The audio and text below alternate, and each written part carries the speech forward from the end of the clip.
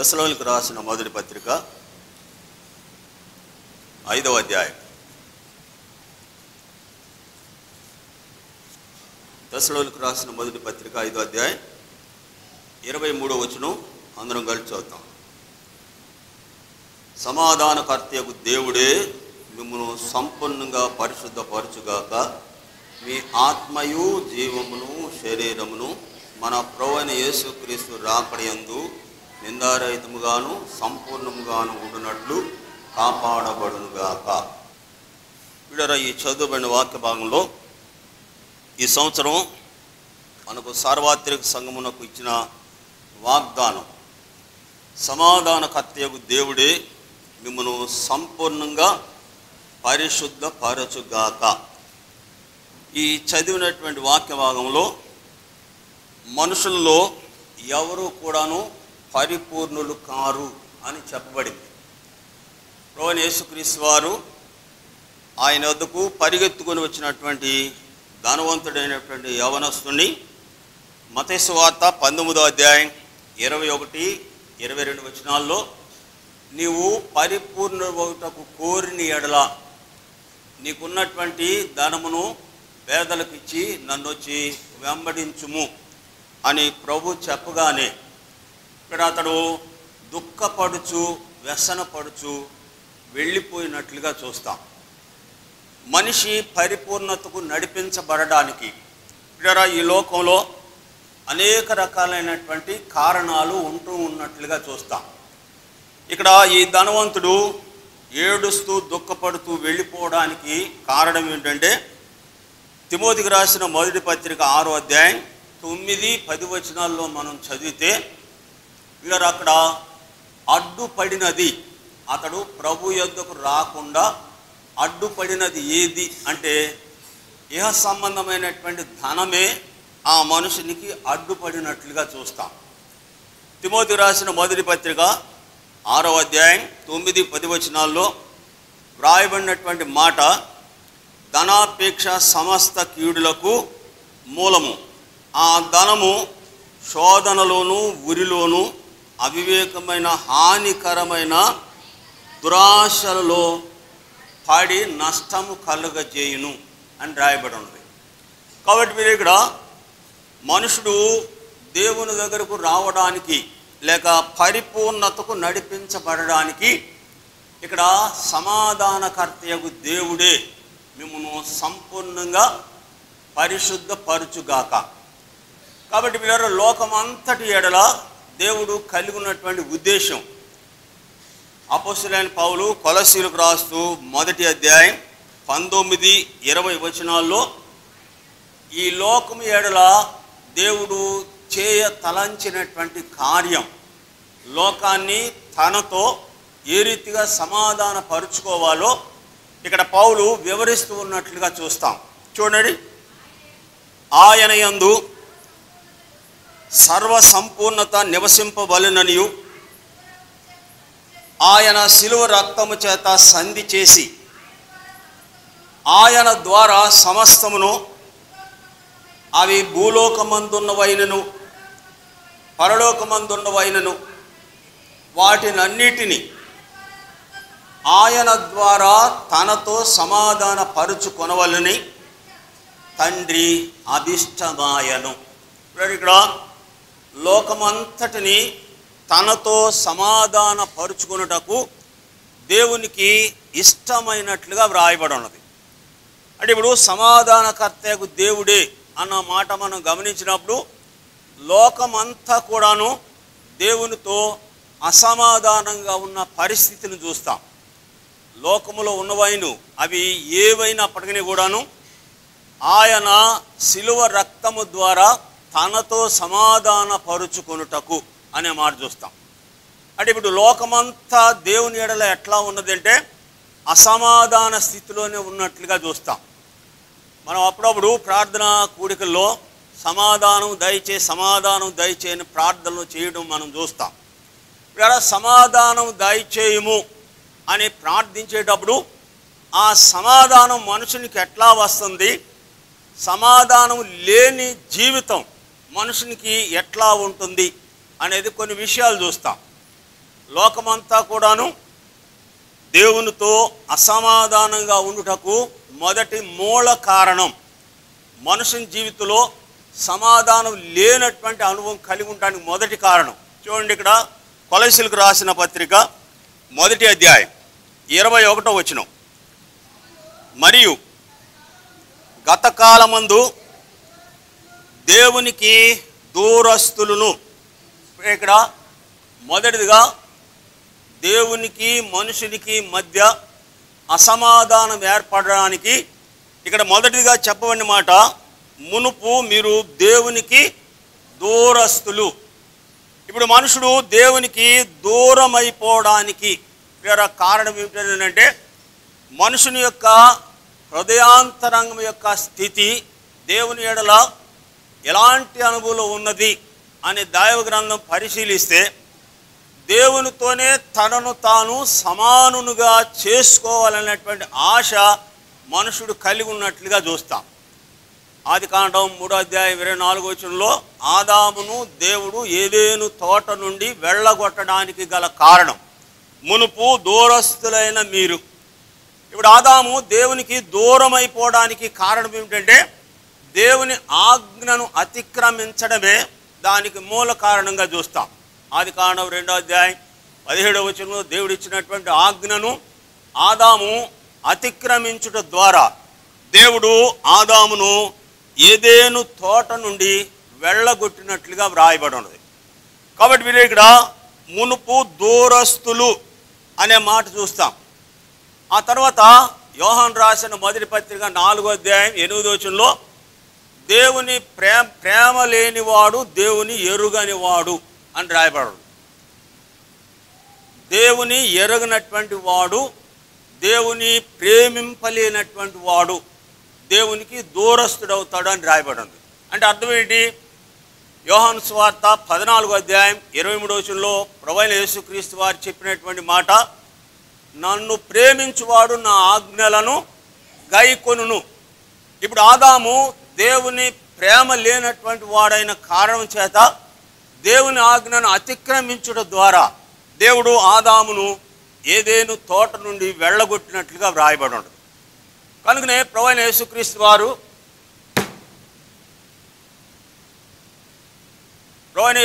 వారు మత్తయి సువార్తలో చెప్పినటువంటి మాట, వారు పెదవులతో నన్ను గణపరచుదురు కానీ వారి హృదయం నాకు దూరముగా ఉన్నది. అంటే మనుషుడు దేవుని దగ్గరకు వస్తూ దేవుణ్ణి ఆరాధిస్తూ దేవుణ్ణి వెంబడిస్తూ ఉన్న అనుభవం కలిగి ఉన్నప్పటికీ కూడాను ఎక్కడ దేవుడు మనుషునికి దగ్గరగా చేయబడతాడు అంటే, మనుషుని యొక్క హృదయాన్ని దేవునికి సమర్పించుట ద్వారా మనుషుడు దేవునికి దగ్గరగా చేయబడతాడు. అందుకే యేసు ప్రభువు మత్తయి సువార్త 13వ అధ్యాయం 15వ అధ్యాయం 9వ వచనంలో వారు తమ పెదవులతో నన్ను గణపరచుదురు కానీ వారి హృదయం నాకు దూరముగా ఉన్నది అని రాయబడి ఉంది. ఇప్పుడు అదే రీతిగా లూకా సువార్త 15వ అధ్యాయం ఉన్నటువంటి ఆ యవనస్తుడు తండ్రికి దూరం అయిపోవడానికి, అంటే తండ్రిని విడిచి దూరం అయిపోవడానికి కారణం ఏంటంటే, ఈ లోక సంబంధమైనటువంటి స్నేహమే తండ్రి నుండి ఆ యవనస్తుడిని దూరం చేసినట్లుగా చూస్తాం. అతడు లోకాశలకు లొంగిపోయినటువంటి వాడై తండ్రి నుండి తమ ఆస్తిని పంచియమని చెప్పి తండ్రితో వ్యాజ్యమాడి, ఆ ఆస్తి పంచిచ్చిన తర్వాత అతడు దుర్వ్యాపారం వలన ఆస్తి అంతా కూడాను నాశనం చేసి ఆఖరకు పందులు తిను పొట్టుతో పొట్ట నింపుకొని ఆశపడినట్లుగా చూస్తాం. కాబట్టి మీరు ఇక్కడ దేవునికి మనుషునికి మధ్య అసమాధానం ఏర్పడడానికి, ఇక్కడ మనుషుడు దేవునికి దూరం అయిపోవడానికి కారణం ఏమిటంటే, దేవుని ప్రేమింపలేనటువంటి అనుభవం ఉన్న మనుషుడు దేవుని ఆజ్ఞను అతిక్రమించుట ద్వారా మనుషుడు దేవునికి దూరం అయిపోయినట్లుగా చూస్తాం. అదే రీతిగా లూకా సువార్త 10వ అధ్యాయంలో ఒక మనుషుడు యెరూషలేము నుండి యెరికోకు దిగి వెళ్ళుచుండెను అని రాయబడి ఉంది. యెరూషలేము అనగా దేవుని సన్నిధి, యెరికో అనగా శాపగ్రస్తమైన పట్టణం. దేవుని సన్నిధిలో ఉండవలసినటువంటి వ్యక్తి యెరికో పట్టణాన్ని చూసినటువంటి వాడై ఆ లోక సంబంధమైన ఆకర్షణ చేత దేవుని సన్నిధిని విడిచి వెళ్ళిపోవటం వలన అతని జీవితంలో కలిగిన కార్యం ఏంటంటే కొరప్రాణంతో విడువబడి రోడ్డు మీద అక్కడ త్రోవ ప్రక్కనే విడిచిపెట్టినట్లుగా వ్రాయబడి ఉంది. దొంగల చేత పట్టబడి వస్త్రాలు దోచుకొని పోయి ఒళ్ళంతా గాయాలైపోయి కొరప్రాణంతో విడిపడినట్లుగా చూస్తాం. కనుకనే అటు చావలేదు, ఇటు బ్రతకలేదు, మధ్యస్థంగా ఉన్నట్లుగా చూస్తాం. ఎఫెసీ 2 మొదటి అధ్యాయం ప్రకారం మీరు మీ పాపముల చేతను అపరాధముల చేతను చచ్చిన వారై ఉండగా, యెషయా గ్రంథం మొదటి అధ్యాయం 5-6 వచనాల్లో ఎక్కడ చూసినా గాయాలు, దెబ్బలు, పచ్చి పుండ్లు, అవి పిండబడలేదు, మెత్తన చేయబడలేదు అని రాయబడి ఉంది. కాబట్టి మీరు ఇక్కడ మనుషుడు దేవునికి దూరం అయిపోవడానికి కారణం ఏంటంటే మనుషులు ఉన్నటువంటి లోక సంబంధమైనటువంటి ఆశలే మనుషుల్లో దేవునితో అసమాధానంగా ఉండడానికి సిద్ధపరచడం ద్వారా మనుషుడు దేవునికి దూరం అయిపోయినట్లుగా వ్రాయబడి ఉన్నది. కనుకనే కీర్తన 16:4లో యెహోవాను విడిచి వేరొకరిని అనుసరించిన వారికి శ్రమలు కలుగును అని రాయబడి ఉన్నది. దేవుణ్ణి విడిచి వేరే ఒకరిని అనుసరించే వారికి శ్రమలు కలుగును అని రాయబడి ఉన్నది. కాబట్టి వీళ్ళ మనుషుని జీవితంలో శ్రమానుభవం గల జీవితంలోనికి నడిపించబడడానికి మొదటిది దేవునికి దూరం అయిపోయినటువంటి పరిస్థితిని చూస్తాం. రెండవది ఇక్కడ రాయబడిన మాట మీ దుష్క్రియల వలన. రెండవది ఏమాట? మీరు దేవునికి దూరస్తులను మీ దుష్క్రియల వలన. మనుషుడు చేసే క్రియలు ఎలాంటివంటే దుష్క్రియలుగా చెప్పబడినవి. చూడండి, యోబు గ్రంథం 15వ అధ్యాయంలో మనుషుడు ఈ దుష్క్రియలను ఎట్లా చేస్తున్నాడు, దుష్క్రియల ఎడల మనుషుడు ఎంత ప్రీతి కలిగి ఉన్నాడో ఇక్కడ యోబు తాను రాసినటువంటి గ్రంథంలో 15వ అధ్యాయం 14వ వచనం నుండి ఇక్కడ శుద్ధుడొకటకు నరుడు ఏ పాటివాడు, నిర్దోషుడొకటకు స్త్రీకి పుట్టినవాడు ఏ పాటివాడు, ఆలోచించుము. ఆయన తన దూతల యందు నమ్మిక ఉంచడు, ఆకాశ వైశాల్యము ఆయన దృష్టికి పవిత్రము కాదు. అట్లుండగా హేయుడును చెడినవాడును నీళ్లు త్రాగునట్లు దుష్క్రియలు చేయువాడు. దుష్క్రియలు ఎట్లా చేస్తున్నాడంట? నీళ్లు మనుషుడు ఎట్లా త్రాగుతాడో మీరు అట్లాగా మనుషుడు దుష్క్రియలతో నిండినటువంటి జీవితాన్ని చూస్తాం. హేయుడును దేవునికి దూరస్తుడైనటువంటి వాడు దుష్క్రియలు నీళ్లు త్రాగినట్లుగా వాడు దుష్క్రియలు చేస్తున్నట్లుగా చూస్తాం.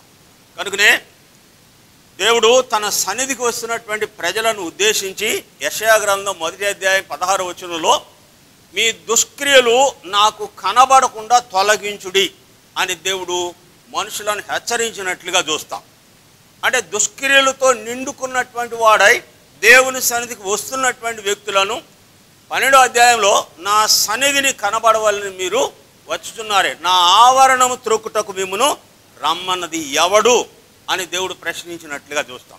కాబట్టి వీళ్ళకి రెండవదిగా దేవునికి మనుషునికి అసమాధానం ఏర్పడడానికి రెండవ కారణం ఏంటంటే మనుషుడు దుష్క్రియలతో నిండుకున్నటువంటి వాడుగా చూస్తాం.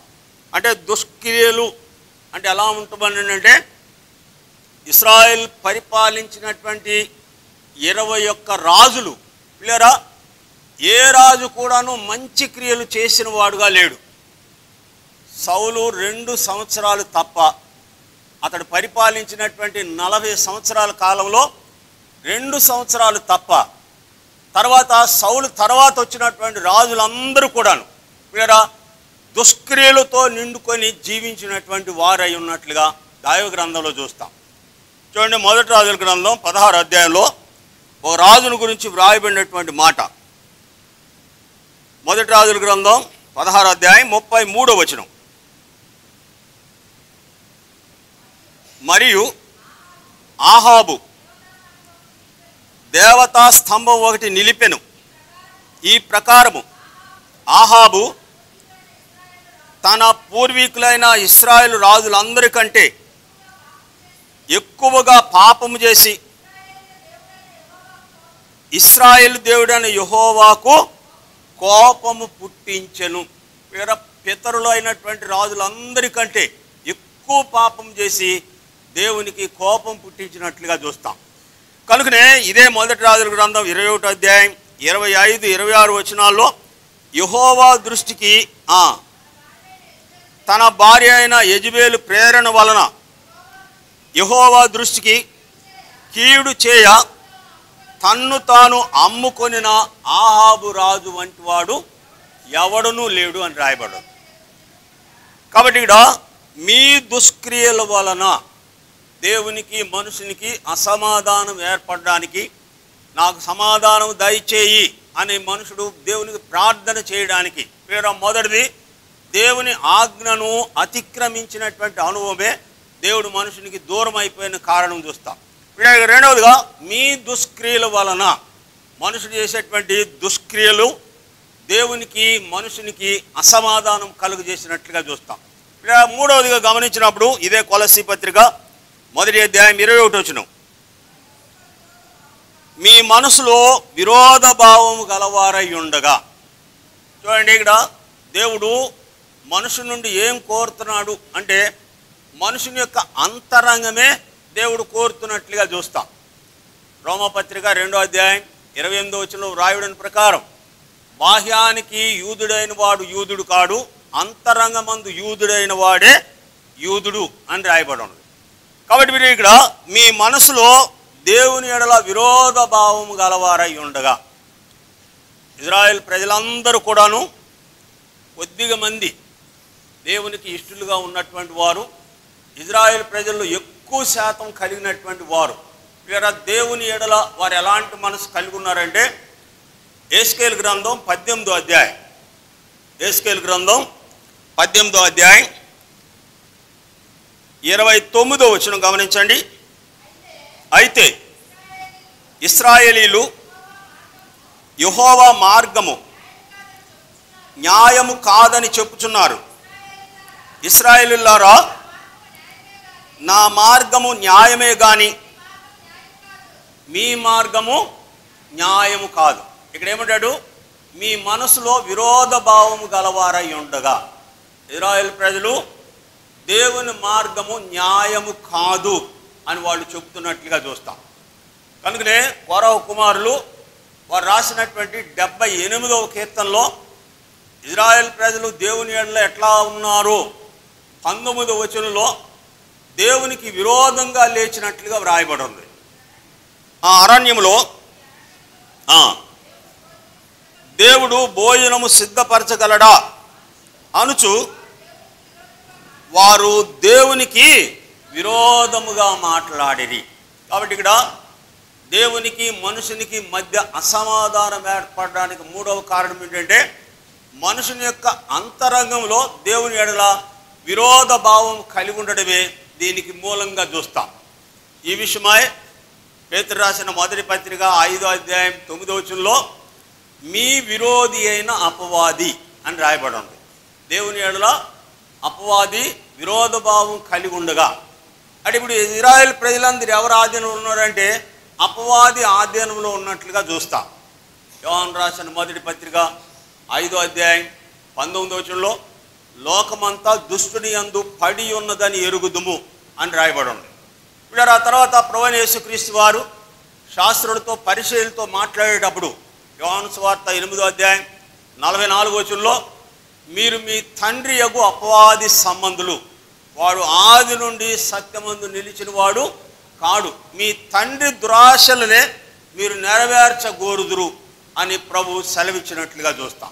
కాబట్టి ఇక్కడ మూడవదిగా మనుషుని యొక్క అంతరంగంలో దేవుని ఎడల విరోధ భావం కలిగి ఉన్నట్లుగా చూస్తాం.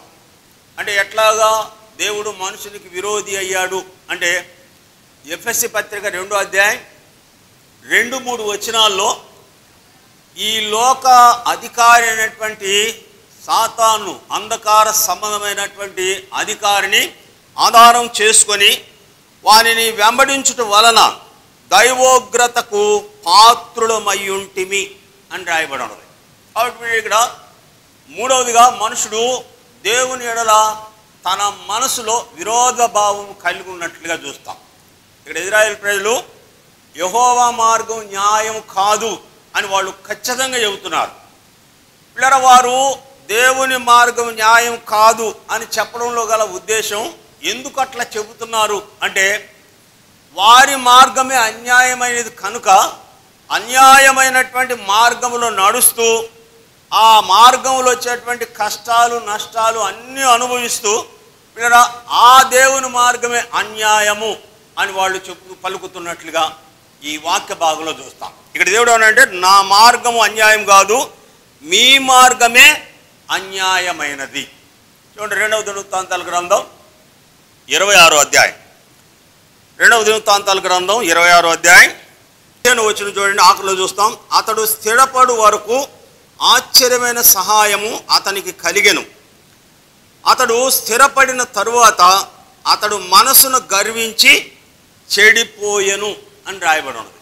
కాబట్టి మీరు మనసులో విరోధ భావం కలిగిన వారై ఉండగా, ఇక్కడ ఉజ్జియా దేవుని ముందు గర్వించి, మనసును గర్వించి అతడు చెడిపోయిన వాడాయను అని రాయబడి ఉన్నది. కాబట్టి ఇక్కడ లోకమంతటిని తనతో సమాధాన పరుచుకొనవలనని తండ్రి అభిష్టమాయను అని రాయబడి. దేవుడు ఇష్టపడినటువంటి కార్యం ఏమిటంటే, లోకమంతా కూడాను తనతో అసమాధాన స్థితిలో ఉండగా వీరా తన దాసులను పంపించినటువంటి దేవుడు, పంపబడినటువంటి దాసులు లోకమంతటికి చెప్పినటువంటి మాట. చూడండి, కొరింథీయులకు రాసిన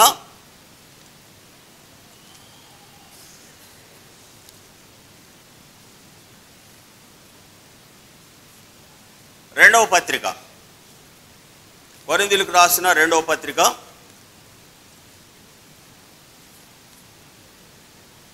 5వ అధ్యాయం. కొరింథీయులకు రాసిన 2వ పత్రిక 5వ అధ్యాయం 18వ వచనం. సమస్తమును దేవుని వలన అయినవి, ఆయన మనలను క్రీస్తు ద్వారా తనతో సమాధాన పరుచుకొని ఆ సమాధాన పరుచు పరిచర్య మాకు అనుగ్రహించెను. అదేమనగా, దేవుడు వారి అపరాధములు వారి మీద మోపక క్రీస్తునందు లోకమును తనతో సమాధాన పరుచుకొనుచు ఆ సమాధాన వాక్యమును మాకు అప్పగించెను. కావున దేవుడు మా ద్వారా వేడుకున్నట్టు మేము క్రీస్తు రాయబారులమై దేవునితో సమాధాన పడుడని క్రీస్తు పక్షముగా మిమ్ములను బ్రతిమాలు కొనుచున్నాము. వీరు లోకమంతటిని తనతో సమాధాన పరుచుకుని నిమిత్తమై ఇక్కడ దేవుని దాసులుగా ఉన్నటువంటి వారు ఇక్కడ వారు బ్రతిమాలుతూ ఉన్నట్లుగా వ్రాయబడినటువంటి మాటను చూస్తాం. కాబట్టి ఇక్కడ 3వదిగా, మీ మనసులో విరోధ భావము గలవారై ఉండగా. మొదటిది, దేవునికి దూరస్తులైన మీరు. 2, మీ దుష్క్రియల వలన దేవునికి కోపం పుట్టించినటువంటి అనుభవం. వీళ్ళు ఇక్కడ 3వదిగా గమనిస్తే, మీ మనసులో విరోధ భావము గలవారై ఉండగా, అసమాధానకరమైన స్థితిలో మనుషులు ఉండడానికి ఈ 3 కారణంగా చూస్తాం. కనుక ఇక్కడ 4వదిగా చెప్పండి మాట చూడండి, కొలస్సీలకు రాసిన పత్రిక 1వ అధ్యాయం 21వ వచనం. మరియు గతకాలమందు దేవునికి దూరస్తులను మీ దుష్క్రియల వలన మీ మనసులో విరోధ భావం గలవారై ఉండగా ఉండిన మిమ్మును కూడా తన సన్నిధిని పరిశుద్ధులుగాను నిర్దోషులుగాను నిరపరాధులుగాను నిలువబెట్టుటకు ఆయన మాంసయుక్తమైన దేహమందు మరణము వలన ఇప్పుడు మిమ్మును సమాధానపరిచెను. అంటే ఆయన ఎట్లా ఉన్నాడు, ఎట్లా వచ్చాడు ఈ లోకానికి అని రాయబడి ఉందంటే, తిమోతికి రాసిన 1వ పత్రిక 2వ అధ్యాయం 5వ వచనంలో దేవుడు ఒక్కడే, దేవునికి నరులకు మధ్యవర్తి ఒక్కడే, ఆయనే క్రీస్తు యేసు నరుడు. ఇక్కడ మనుషులందరినీ తనతో సమాధాన పరుచుకొని నిమిత్తమై తండ్రితో సమాధాన పరచడానికి ఆయన కూడాను మాంసయుక్తమైన దేహమందు ఈ లోకమందు ప్రత్యక్షపరచబడినట్లుగా ఈ వాక్య భాగంలో చూస్తాం. కాబట్టి మీరు ఇక్కడ మిమ్ములను కూడా అనే మాట మనం గమనించినప్పుడు అపోస్తలుడైన పౌలు హెబ్రీయులకు రాస్తూ 2వ అధ్యాయం 14వ వచనంలో జీవితకాల ఆ పిల్లలు రక్త మాంసములు గలవారైనందున ఆ ప్రకారమే మరణము యొక్క బలము గలవాణ్ణి అనగా అపవాదిని మరణము ద్వారా నశింప చేయుటకును జీవిత కాలమంతయు మరణ దాస్యమునకు మరణ భయం చేత దాస్యమునకు లోబడిన వారిని విడిపించుటకును ఆయన కూడా రక్త మాంసములలో పాలివాడాయను. ఇప్పుడు చూడండి, లోకమంతా దేవునితో ఎట్లా సమాధాన పరచబడింది అంటే ప్రభువైన యేసు క్రీస్తు వారే ఈ లోకానికి నరావతారిగా రాగా ఇక్కడ అసమాధానంగా ఉన్నవారిని దేవునితో సమాధాన పరుచుటకు ఆయన కూడాను రక్త మాంసములలో పాలివాడుగా చేయబడినట్లుగా ఈ వాక్య భాగంలో చూస్తాం. ఇక్కడ 5వదిగా మనం గమనిస్తే ఇక చూడండి, ఎఫెసీ పత్రిక 2వ అధ్యాయం 12వ వచనం. ఆ కాలమందు ఇశ్రాయేలుతో సహపౌరులు కాక పరదేశులను వాగ్దాన నిబంధనలు లేని పరజనులను లోకమందు దేవుడు లేని వారున యుండి క్రీస్తుకు దూరస్తుల యుండిరని మీరు జ్ఞాపకము చేసుకొనుడి. ఇక్కడ మనుషులు జ్ఞాపకం చేసుకోవాల్సిన విషయం. మోషే ఇజ్రాయెల్ ప్రజలకు ఈ విషయాన్ని జ్ఞాపకం చేస్తూ ద్వితీయోపదేశకాండం 5వ అధ్యాయం 15వ వచనంలో మీరు ఐగుప్తులో దాసులై ఉంటారని మీరు జ్ఞాపకం చేసుకొనుడి. దేవుని ఎడల కృతజ్ఞతా భావం లేక ఆరాధనా భావం మనుషుల్లో కలగాలి అని అంటే నీ గత జీవితం ఎట్లా ఉన్నదో నువ్వు ఒకసారి జ్ఞాపకం చేసుకుంటే దేవుడు నిన్ను ఏ స్థితిలో నీకు రప్పించాడో నువ్వు గ్రహించగలిగితే లేదా దేవునికి నీవు అర్పించేటువంటి ఆరాధన, దేవునికి నువ్వు చెల్లించేటువంటి కృతజ్ఞత ఎట్లాంటిది అంటే దేవునికి అంగీకార యోగ్యమైనటువంటి ఆరాధనను మనుషులు దేవునికి అందిస్తూ ఉన్నట్లుగా చూస్తాం. దీన్నే ప్రభువైన యేసుక్రీస్తు వారు సమరయ స్త్రీతో మాట్లాడుతూ యథార్థముగా ఆరాధించువారు ఆత్మతో సత్యాన్ని గ్రహించి ఆరాధిస్తారు అని యేసు ప్రభు సమరయ స్త్రీతో చెప్పినట్లుగా చూస్తాం. కాబట్టి మీరు ఇక్కడ మునుపు దూరస్తులై ఉంటురని మీరు జ్ఞాపకం చేసుకునడి. మనుషులు జ్ఞాపకం చేసుకునేది ఏంటంటే చచ్చిపోయే సంవత్సరాల తరబడి ఉన్నవారిని కూడా జ్ఞాపకం చేసుకుంటారు. అయితే దేవుడు వారి జీవితాల్లో చేసిన కార్యాలు మాత్రం ఏమాత్రం కూడా జ్ఞాపకం చేసుకోరు. చనిపోయే సంవత్సరాల తరబడి అయినప్పటికీ కూడా వీరా వారిని జ్ఞాపకం చేసుకుంటూ వారి పక్షంగా కూడికలు జరిపే వాళ్ళని చూస్తాం. అయితే ఇక్కడ ఎవరు జ్ఞాపకం చేసుకోవాలి అంటే మునుపు నువ్వు దేవునికి దూరంగా ఉన్నావు అనే విషయాన్ని నువ్వు జ్ఞాపకం చేసుకోవాలి. అంటే నువ్వు ఇప్పుడు ఎక్కడ ఉన్నావు, మునుపు ఎక్కడున్నావో నువ్వు ఒకసారి జ్ఞాపకం చేసుకుంటే దేవుడు నీ జీవితంలో కలుగజేసినటువంటి ఆ కార్యం యొక్క విలువను నువ్వు గుర్తించగలుగుతావు. చూడండి, ఈ వాక్య భాగంలో చూస్తాం 13వ వచనం, ఇదే అధ్యాయం 13వ వచనం.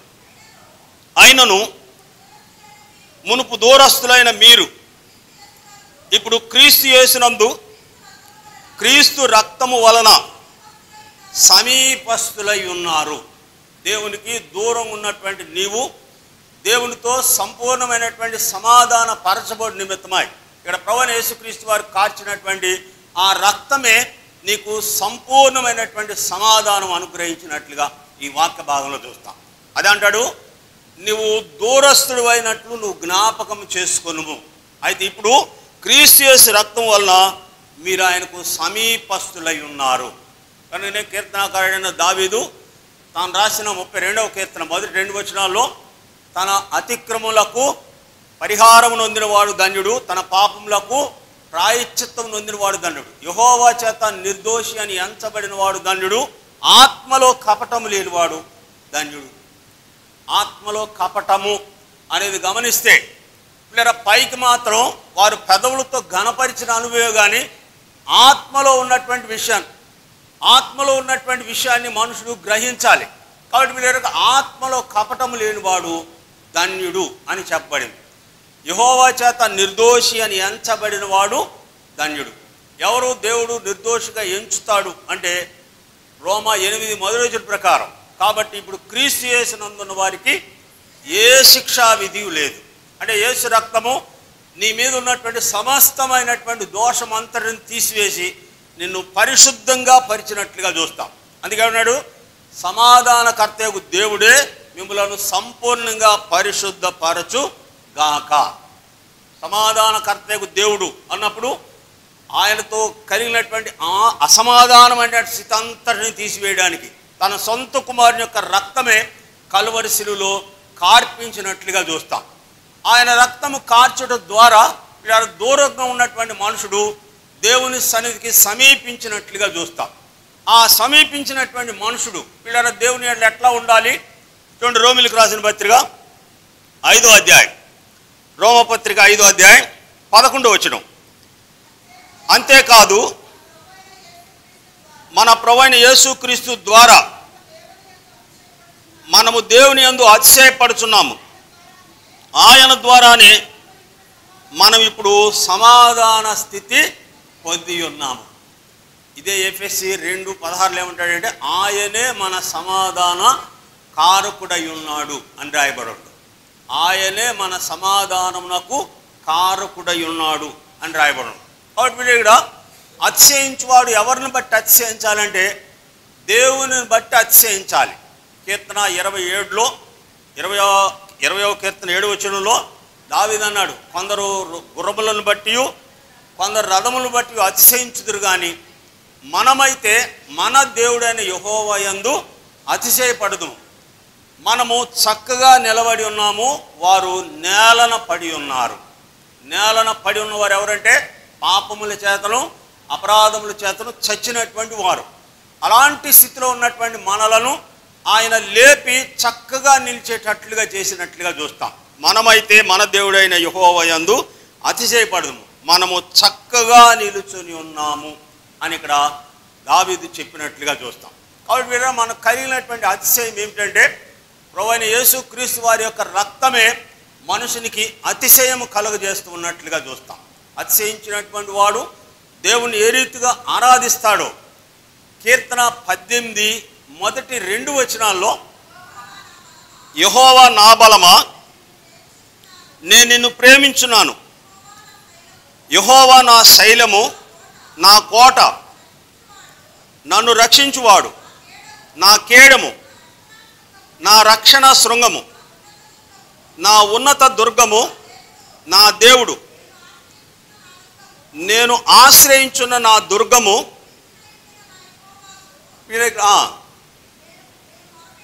నేను మొరపెట్టగా ఆయన నా శత్రువుల చేతిలో నుండి నన్ను రక్షించెను. కాబట్టి దేవుడు దావీదుకి ఎట్లా ఉన్నాడంటే ఆశ్రయంగాను కోటగాను దుర్గముగాను రక్షించువాడుగాను ఆయన ఉన్నట్లుగా చూస్తాం. కాబట్టి దావీదు కలిగినటువంటి అతిశయం ఎట్లా చెబుతున్నాడంటే ఆయన నా శత్రువుల చేతిలో నుండి ఆయన నన్ను రక్షించెను అని ఇక్కడ సమాజానికి తెలియపరుస్తున్నట్లుగా చూస్తాం.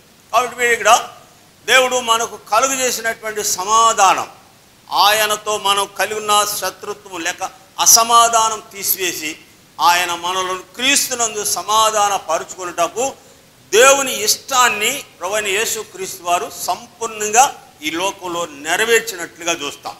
అదే కొలస్సీ 1వ అధ్యాయం 19-20 వచనాల్లో ఆయన తనతో సమాధాన పరుచుటకు తండ్రి అభిష్టమాయను, దేవుని ఇష్టాన్ని సంపూర్ణంగా నెరవేర్చాడు. లూకాసు వార్త 22:42లో ఆయనను నా చిత్తము కాదు నీ ఇష్టమే నెరవేరును గాక అని ప్రభు ప్రార్థించగా ఆ రీతిగా దేవుని ఇష్ట ప్రకారం మనుషులందరినీ దేవునితో సమాధానపరచుటకు ఆయన మరణించి తిరిగి 3వ దినమందు మృత్యుంజయుడే తిరిగి లేచినటువంటి ప్రభు ప్రకటన గ్రంథం 1వ అధ్యాయం 18వ వచనంలో చెప్పిన మాట, ఇదిగో నేను మృతుడనైతను కానీ యుగయుగములు సజీవుడునై ఉన్నాను. ఇక్కడ సజీవుడైనటువంటి దేవుడు అనుగ్రహించినటువంటి జీవాన్ని పొందినటువంటి వారు. యెషయా గ్రంథం 38వ అధ్యాయం 17వ వచనంలో సజీవులే కదా నిన్ను స్తుతింతురు, నీ వీపు వెనక తట్టు నా పాపములు పారవేసితివి, నాశనమను గోతు నుండి నువ్వు నన్ను లేవనెత్తితివి కదా, సజీవులే కదా నిన్ను స్తుతింతురు, ఈ దినమందు నేను సజీవుడునై నేను స్తుతించుచున్నాను. ఆ రీతిగా దేవుడు అనుగ్రహించినటువంటి జీవాన్ని పొందినటువంటి మనం దేవుణ్ణి కొద్ది సమయం